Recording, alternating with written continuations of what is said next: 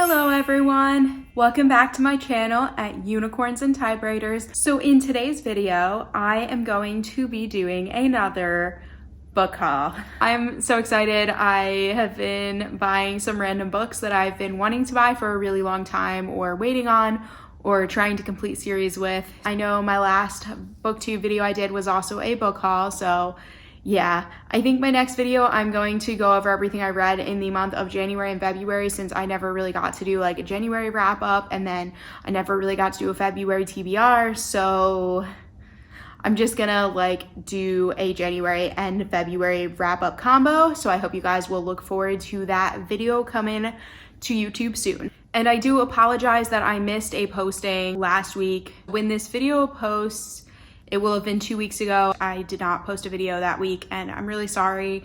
I've been having a time, but trying to life. Anyway, it's gonna be okay, maybe, probably, sort of.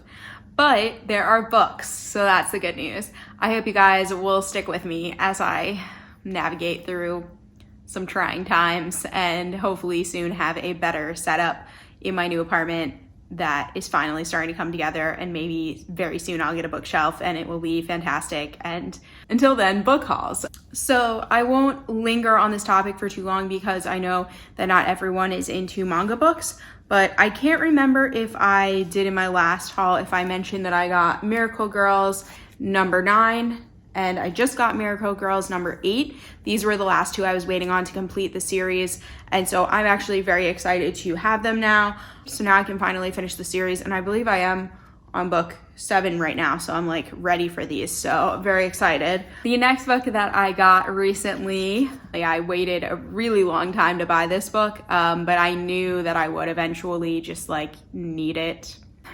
Problems, is Midnight Sun by Stephanie Meyer. If y'all were born anytime around when I was born, then you have had Twilight in your life for a very long time. And I personally read the books when I was in high school. I had friends that started reading them and were like, oh my gosh, this is amazing. You have to read the series. You have to read it. And the thing is, I actually did resist the Twilight series at first, partially because I was very much my own person. I didn't really follow trends, and not in like a snotty way, just in a like, I found my own things that I liked. So I wasn't used to like wanting to read the book that literally everyone in the entire world was reading. But my friends talked me into it. And I did pick it up, and I did, just like every other teenage girl and basically every woman who read the series, I did enjoy reading the Twilight books. I used to be ashamed of that. I am no longer ashamed of that. And you know what? All the more power to the things that teenage girls like.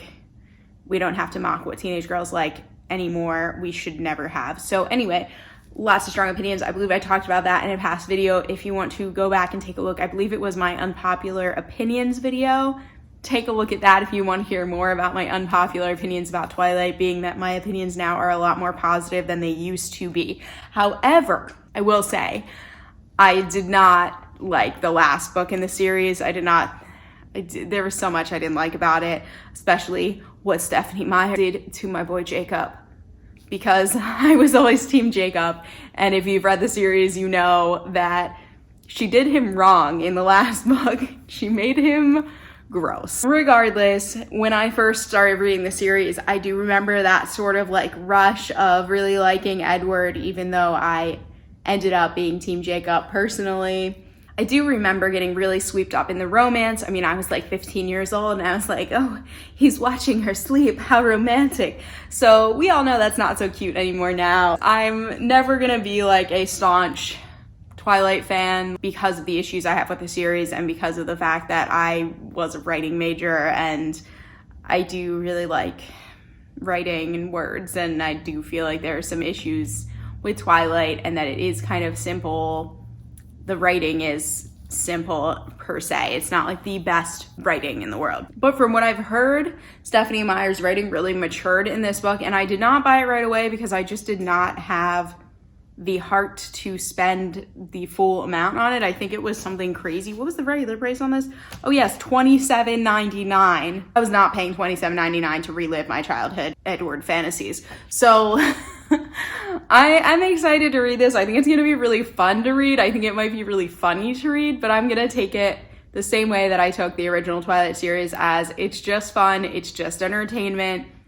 It's not that serious. And honestly, I'm pretty excited to read it. So I am glad I finally got it. I did buy it for really cheap on Amazon. So there is that. I knew I would not pay $28 to pre-order it when it first came out. I'm sorry to everyone who did, but I'm excited to read it. I've heard that her writing matured a lot. I've heard that anyone who read the Twilight series had a lot of fun revisiting. So it's not like it's super new material. It's just the first book in Edward's perspective. But I am excited to read it, and I'm excited to have it, and I'm glad it is on my shelf now, and I'm glad that I am ready to go whenever I want to pick it up.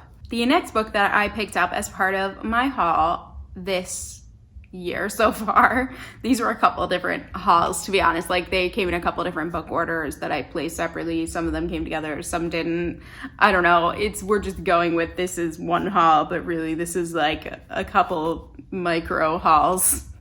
So I got Red, White, and Royal Blue by Casey Mcquisten, if I'm saying that correctly. So this book got a lot of buzz, a lot of attention, and it just sounds really cute. So this book is a romance novel about two boys. So one boy is the son of the President of the United States, and one boy is a prince from England.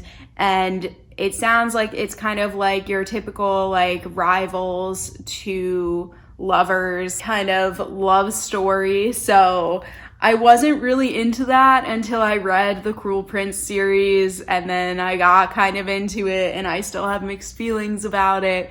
But from what I've heard, this book is just super, super cute. It is just like a heartfelt romance. And let's see, the little quote on the front says, outrageously fun, romantic, sexy, witty, and thrilling. And I don't know, it just got a ton of buzz. I've been meaning to pick it up for a really long time, and I finally just decided to add it to one of my book orders. And I was like, I need to read this sometime this year. I honestly meant to get it last year and read it last year when everyone was really buzzing about it. So I'm definitely behind on this one, but I'm very excited to give it a read, and I really hope I will get to it soon, because honestly, I could use something kind of fluffy like this right now. The other book that I picked up that I've been wanting to pick up for a really long time is How the King of Elfin Learned to Hate Stories.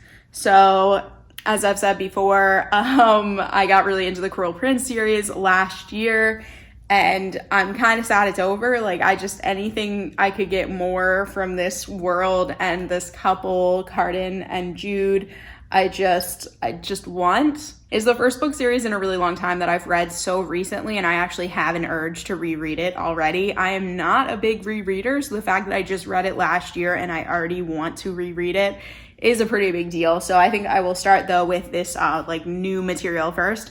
I did not realize when I ordered it that it is a really skinny book. If you can see that, it is just super small. It is a lot smaller than I thought it was, but I'm okay with that. It's illustrated, which is fun.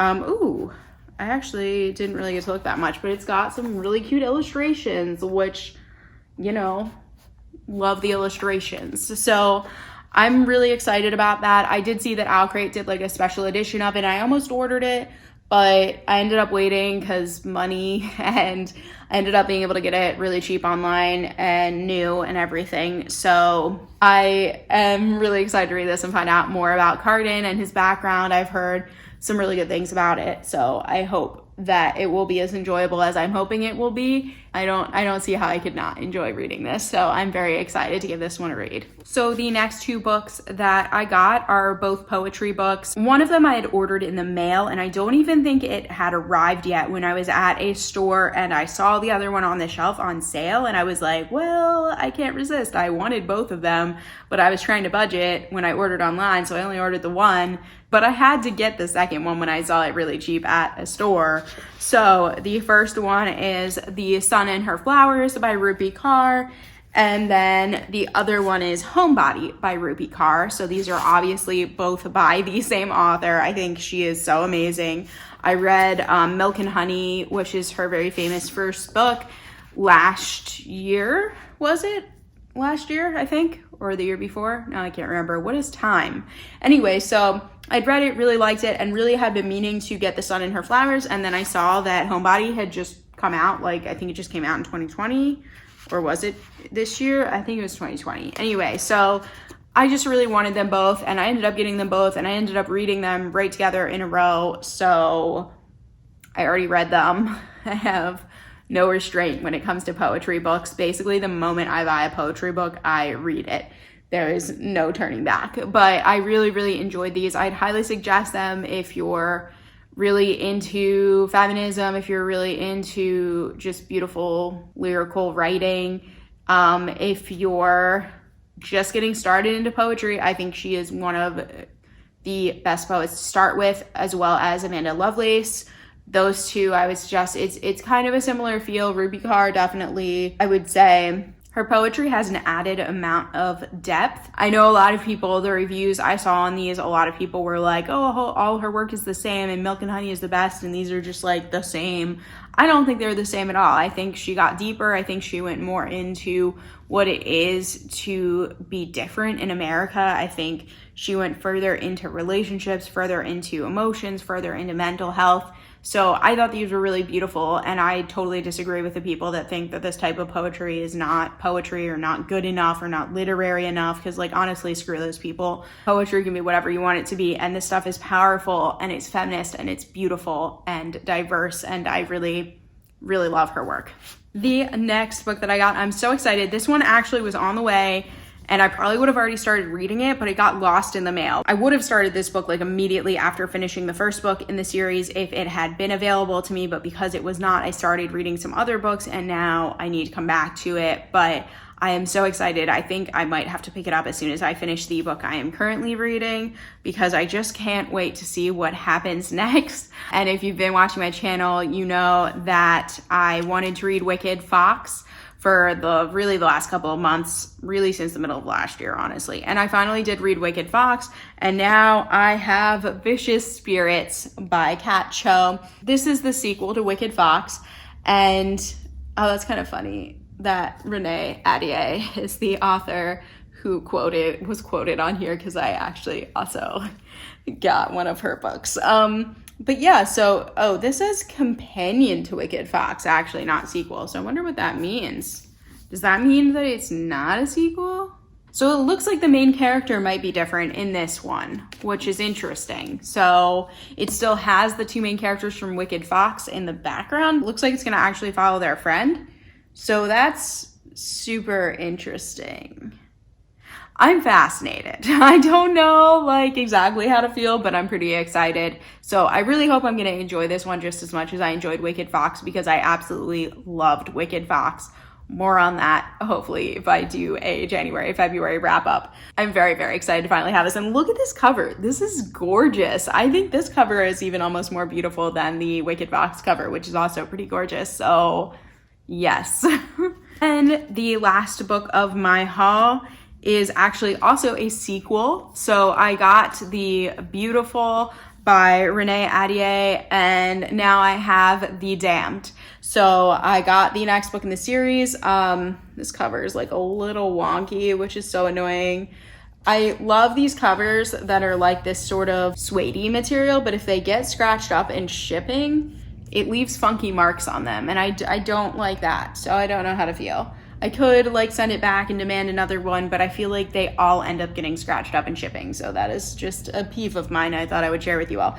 So these are vampire books. So on the topic of vampire books, they take place in New Orleans. I was going to wait to read The Beautiful first, but I actually had some credit that I needed to use, and I was like, why not use it to buy some books? So I used that credit to get Vicious Spirits, and also now to get The Damned. I had some credit from another book order that went missing, and then this book order went missing, and then I had to reorder it, and this is a replacement, and I don't know if I'll eventually also get the original order. It's such a long story.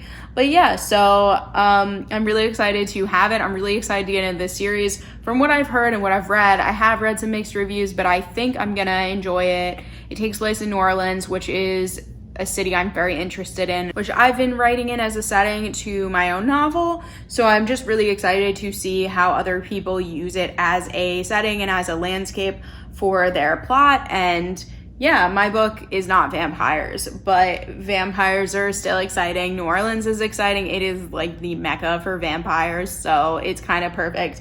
And I'm just really, I don't know, I'm just really excited about it. I hope that I enjoy the first book enough that I'm happy that I have the second book. I'm glad to have this one and add it to my bookshelf, my figurative bookshelf currently. Anyway, I hope you all enjoyed watching this. That is my current book haul up to the end of February at this point. I think when I post this video, I could possibly have more books, but probably, I don't think I have anything on order currently. So my next video should be kind of a wrap up for the first 2 months of the year, and I hope you guys look forward to that. Please like this video if you enjoyed watching. Subscribe to my channel down below if you want to see more content like this, or if you enjoy my K-pop unboxings as well. Comment below, let me know what you think. Do you like these books? Did I make some good choices in the sequels that I bought? I'd love to hear your opinion down below. I hope you are having a good week. I'll be back with another video soon. Bye!